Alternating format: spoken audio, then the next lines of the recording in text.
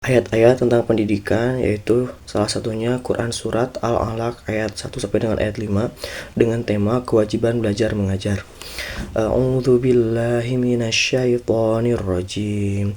Bismillahirrahmanirrahim. Iqra bismi rabbikal ladzi khalaq. Khalaqal insana min 'alaq.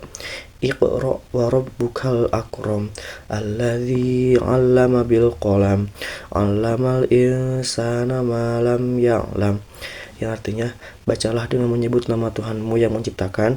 Dia menciptakan manusia dari segumpal darah. Bacalah, Tuhanmu lah yang maha mulia, yang mengajarkan manusia dengan pena. Dia mengajarkan manusia apa yang tidak diketahuinya. Ayat ini menjelaskan bahwasannya manusia harus membaca, harus perintah untuk membaca, untuk belajar, serta tidak pantang menyerah, dan juga ditegaskan untuk mencatat ilmu dengan menggunakan pena. Selanjutnya adalah hadis pendidikan dengan tema kewajiban belajar mengajar yang diriwayatkan oleh Baihaqi. An Abi Bakrah radhiyallahu anhu anin Nabi sallallahu alaihi wasallam, kun aliman au muta'alliman au mustami'an au muhibban wala takun khamisan fatahlik. Rawahul Baihaqi. Artinya dari Abu Bakrah radhiyallahu anhu dari Nabi Shallallahu alaihi wasallam, jadilah engkau orang yang berilmu atau pandai, atau orang yang mempelajari ilmu, atau orang yang mendengarkan ilmu, atau orang yang mencintai ilmu, dan janganlah engkau menjadi orang yang kelima, maka kamu akan celaka. Hadis riwayat Baihaqi. Dari hadis tersebut terdapat pesan bahwasannya manusia harus mencari ilmu. Manusia jika tidak memiliki ilmu, maka setidaknya harus mempelajari, mendengarkan, atau mencintai ilmu. Hal ini menunjukkan bahwa ilmu pengetahuan sangat penting untuk dipelajari, apalagi diamalkan. Adapun orang yang kelima adalah orang yang tidak berilmu atau pandai, orang yang tidak mempelajari ilmu, orang yang tidak mendengarkan ilmu, dan orang yang tidak mencintai ilmu. Maka Rasul mengatakan bahwa dirinya akan celaka.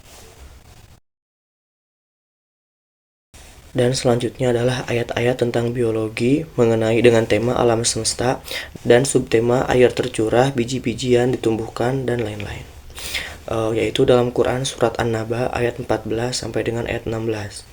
A'udzu billahi minasyaitonir rajim. Bismillahirrahmanirrahim.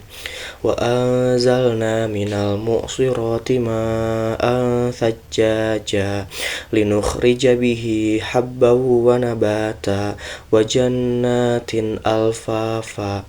Yang artinya kami menurunkan dari awan air hujan yang tercurah dengan deras, agar kami menumbuhkan dengannya biji-bijian, tanam-tanaman, dan kebun-kebun yang rindang. Maka isi kandungan dari ayat tersebut adalah bahwasannya Allah menurunkan air hujan dari awan yang sangat deras untuk ditumbuhkan biji-bijian, termasuk padi-padian, gandum, sayur-sayuran, kemudian rumputan sebagai makanan ternak, dan juga kebun-kebun yang rindang.